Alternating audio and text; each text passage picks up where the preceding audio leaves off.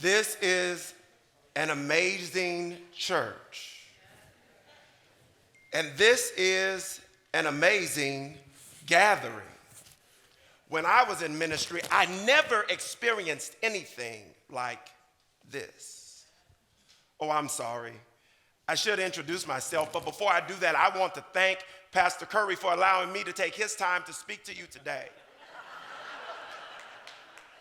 My name is Sylvanus, but many of you know me as Silas. When you read your Bibles, my name is Silas. I've had the opportunity to do ministry for God and to travel with individuals like Paul and Timothy and Barnabas and Luke. I had the opportunity to be in some of the most rich places you could ever imagine. But it was not what I intended to do. I did not set out to be in ministry and travel and to plant churches and to do missionary work. It was not what I had planned to do. In fact, I'm sure many of you have that same testimony. It was not what you planned to do when it came to ministry, but you answered God's call anyway. Pastor Curry told me that today's theme was only God. Can I tell you that I have learned and I have seen some things that only God can do? And today I simply want to share my story with you and let you know that only God is worthy. Only God is worthy of our dedication. Only God is worthy of our devotion. Only God is worthy of our determination. Only God. Only God. Let me tell you my story. First, I need you to understand that I am personally involved with this idea that only God is worthy of our dedication because I was comfortable in Jerusalem serving in the early church. Then there was an issue. There was an issue because there were individuals that came to know Jesus who were not Jewish. And we had to have a discussion as to what should we have them do to prove their dedication to God. There was a council meeting, and we determined by the leadership of Paul and Barnabas, we determined that we should not put anything more on them than that they love God, that they don't eat food sacrificed to idols, and that they leave blood alone. We understood they didn't have to be circumcised, and they considered me, lowly me, someone that could go with Paul back to Antioch and encourage the church there, to let them know that we in Jerusalem cared about them. They said I had suffered much. I didn't feel I had suffered much, but I had been through some things. And because I had been through some things, my dedication led me to still worship and move when God offered me the opportunity. So I went. I wasn't necessarily excited about it, but I went with Paul and Barnabas to Antioch to encourage the believers there, and I was so surprised. The believers there were encouraged, and they were willing to give God their all. We stayed there for a while. We encouraged and strengthened and reminded the believers that they were connected to more than just what they saw in Antioch, but that there were believers in Jerusalem that had their back. And I walked away more determined than ever, more clear than ever, that only God was worthy of my dedication because he was working in all types of places and situations all at the same time. I thought my situation was something specific, but theirs was specific as well. And they were dedicated to the cause. I want to share with you that no matter where you find yourself, that only God is worthy of your dedication.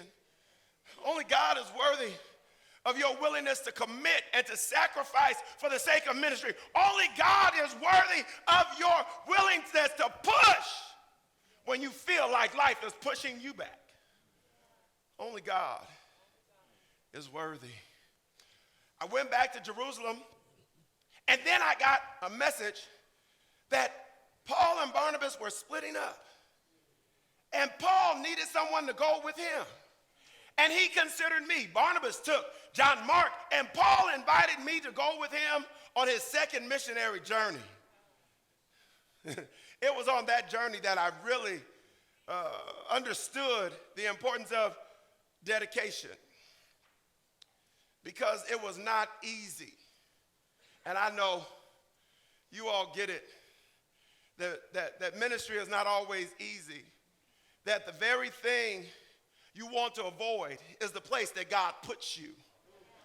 The very thing I wanted to avoid was the place that God put you. Now, please understand, I was at a juxtaposition. I wanted to go, but there were difficulties and dangers. There was a price with going. So I journeyed with Paul. We went to Macedonia and found ourselves in Philippi. Oh, in Philippi, in Philippi, in Philippi. I know some of you have read my story. You read my book that Luke wrote about me. I want you to know that we were in Philippi and we were having good ministry. We met this woman. Her name was Lydia. Lydia believed on the Lord and her entire household was saved. And I know that there are people that don't necessarily believe that women have a place in ministry, but we saw God use Lydia in a mighty way. Woo! Lydia convinced us to stay. And so we did. And we would go day in and day out to pray. And there was this young lady. She sought to connect her person with our ministry. She'd yell out to people, "These are men of God. Hear what they have to say." And beloved, I want you to know, Paul got tired of her.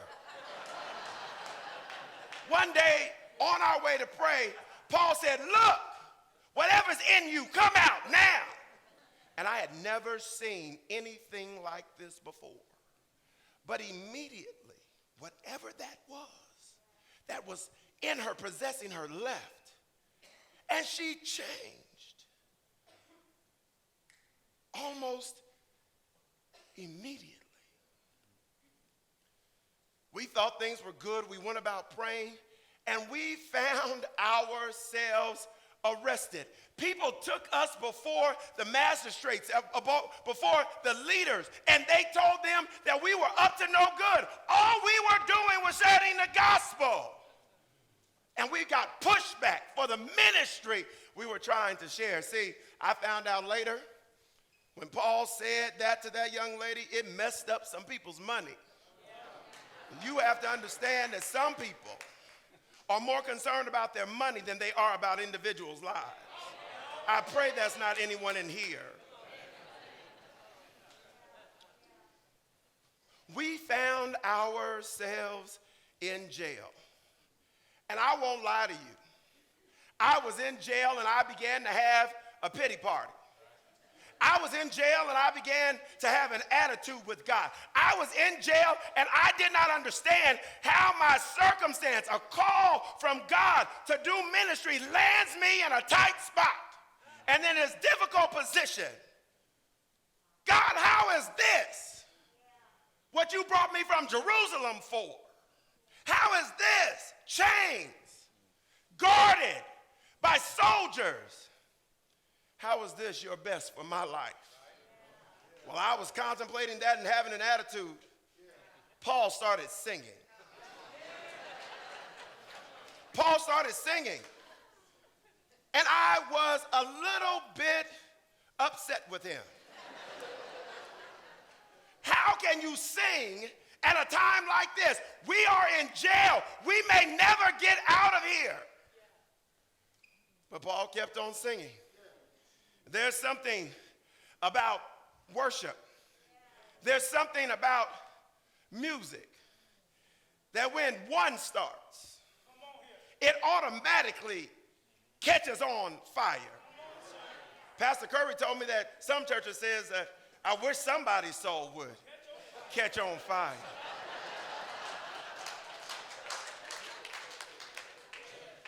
Paul started singing and I started singing. Paul started clapping and I started clapping. But we didn't just sing and clap, we began to pray. And I know that prayer changes things. So I began to pray, and while we were singing and praying and clapping and singing and praying, there was an earthquake. Now, Pastor Curry told me that you here in California know something about earthquakes. I had never experienced that. But this earthquake shook the jail and shook us. Shook us until we were free. And let me tell you what I learned then. I learned that only God is worthy of our devotion. Even in chains, even in a difficult place, even in places we don't want to be in, even when we're having a pity party, only God is worthy of our devotion. That is our loyalty. That is our praise. That is our honor. That is our love. Only God. Because it was only God that could shake the foundations of the prison. And I'll tell you, when that happened, I was ready to go.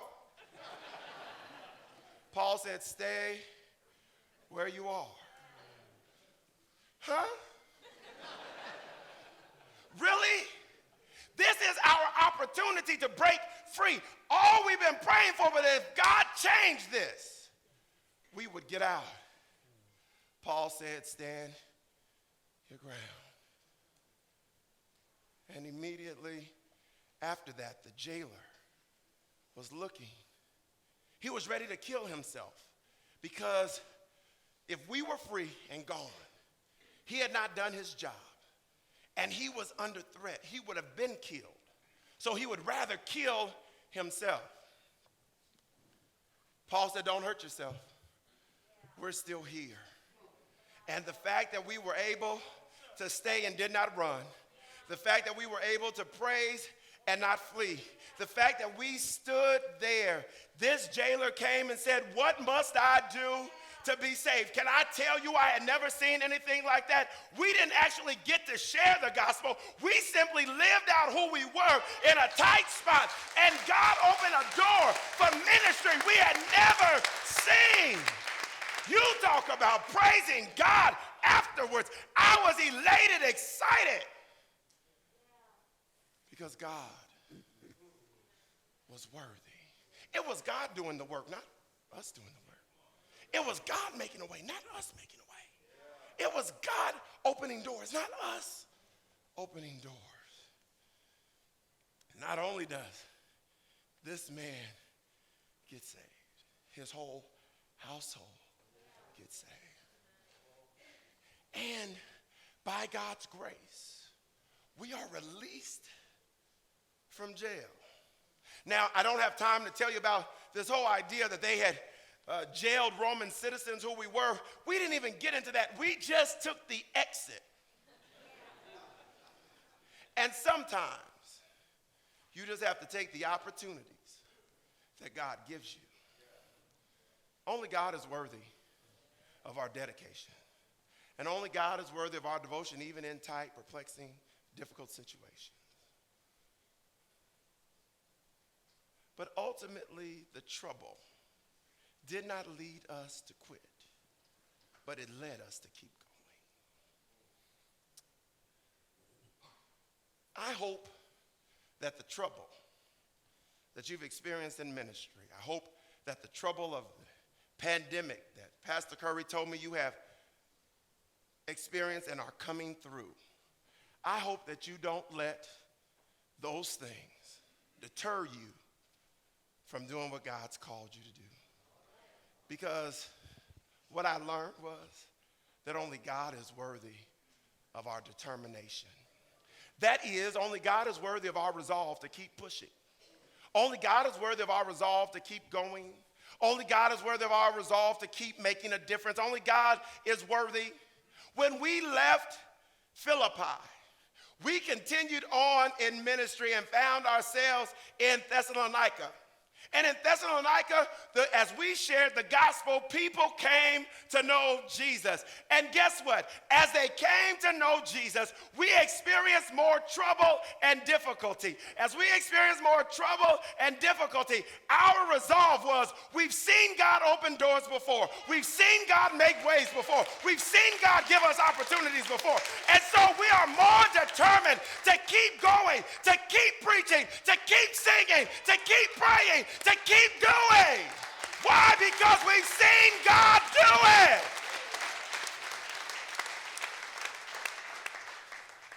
One guy, his name was Jason, gave his life to Jesus. He and his whole household. This time, they didn't come after us. They went after him. Beloved, we had to learn to keep our resolve because we had to be the example. We had to be there to hold up others. These were new converts. They were being persecuted already.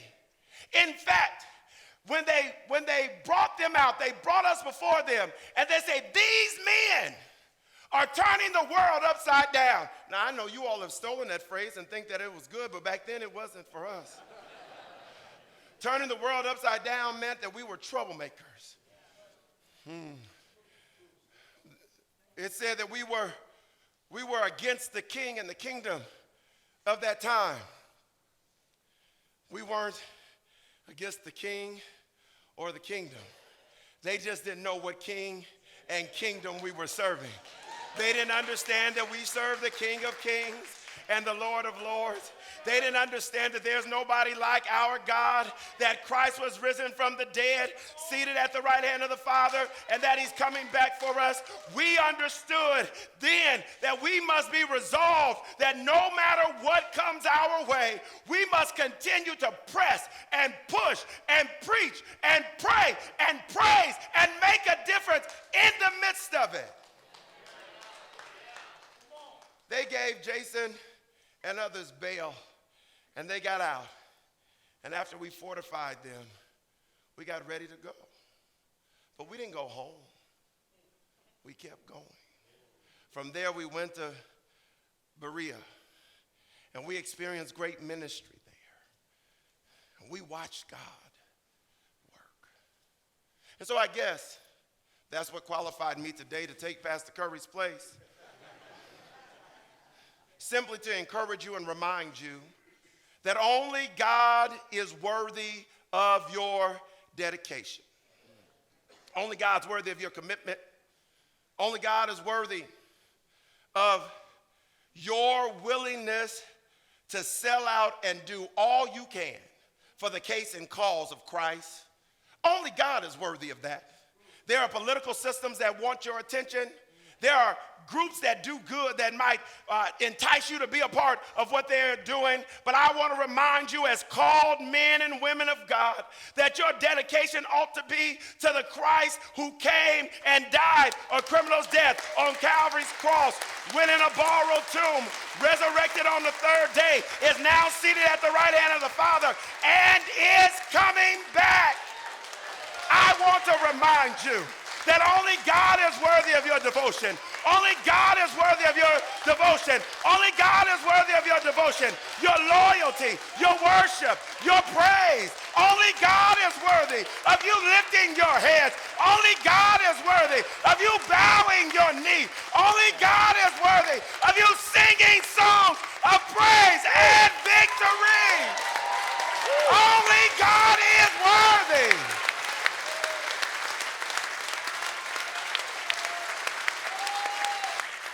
And whatever you do, don't forget that only God is worthy of your determination. Pastor Curry and I were meeting before this started, and he told me that there's a song they used to sing in his tradition that said, I'm going to run on to see what the end will be. I pray that you'll be determined, come what may, from day to day, to keep running to see what the end will be. Don't give up. Don't give in. Don't give over. Don't give out. Keep going in the midst of it. Keep going, regardless of what you see. Pandemic, no pandemic. Money, no money. Keep going.